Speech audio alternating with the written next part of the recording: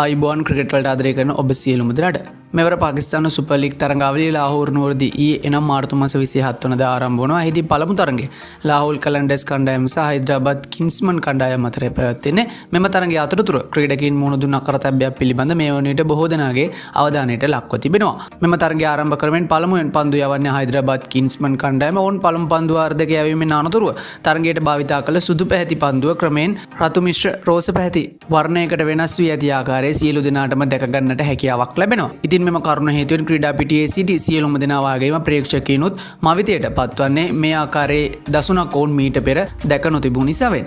මේ පිළිබඳ තරඟය අතරතුර සොයා බලද්දී ඔවුන්ට අවබෝධ වන්නේ පන්දුව යොමු කරන අතරතුර සහ පන්දුව හයිදරාබාද් කිංස්මන් ක්‍රීඩකයන් පැලඳ සිටි ජර්සිය පිරිමැදීමෙන් ජර්සියේ තිබූ ඩයි වර්ණ කාන්දුවී පන්දුව මත තැවරී පන්දුව රතු මිශ්‍ර රෝස පැහැයකට වෙනස් වී ඇති අයුරුයි. කෙසේ වෙතත් මෙවර තරඟාවලියේදී හයිදරාබාද් කිංස්මන් ක්‍රීඩකයන් රතු පැහැයට හුරු ජර්සි පැලඳ තමයි ක්‍රීඩා කරන්නේ. ඉතින් බොහෝ දෙනාගේ මතය බවට පත් තිබුණේ ඔවුන්ගේ ඇඳුමෙහි තිබූ ඩයි මෙම පන්දුවට කාන්දු වී ඇති බවයි.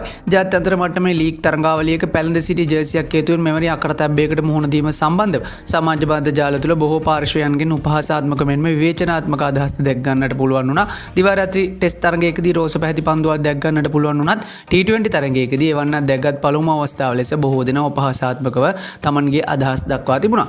20 තරඟයක් අතරතුර තමන් මුහුණ දුන් මෙම අසාමාන්‍ය තත්ත්වය පිළිබඳ හයිදරාබාද් කිංස්මන් කණ්ඩායමේ නායක මානස් ලබුෂේන් තරඟෙන් අනතුරුව මාධ්‍ය හමුවේ පවසා සිටියේ මෙවැනි දෙයක්. මම දෙවැනි පන්දුවාරයෙන් පස්සේ විනිසුරුවන්ට කිව්වා මොකක්ද මේ වෙන්නේ? පන්දුව රතු වෙනවා. ඒක අනිවාර්යෙන්ම ඇඳුම් වලින් හරි ඒ වගේ දෙයකින් හරි වෙන්න ඕනේ කියලා. මම කවදාවත් මේ වගේ දෙයක් දැකලා තිබුණේ නැහැ.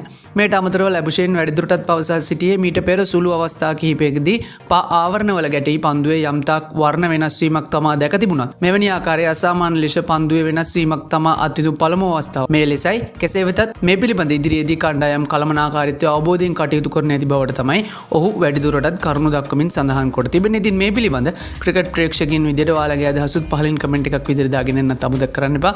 ක්‍රිකට් පිටියේ මේ වගේ රසබර අලුත් වන සියලුම උතරතුරු එසෙනින් අපි ඔබ වෙත ගෙනීමට සූදානම් සිටිනවා. සබ්ස්ක්‍රයිබ් කරලා දිගටම රැඳිලා ඉන්න අපේ YouTube නාලිකාවත් එක්ක. එහෙනම් හැම කෙනෙකුටම සුබ දවසක්.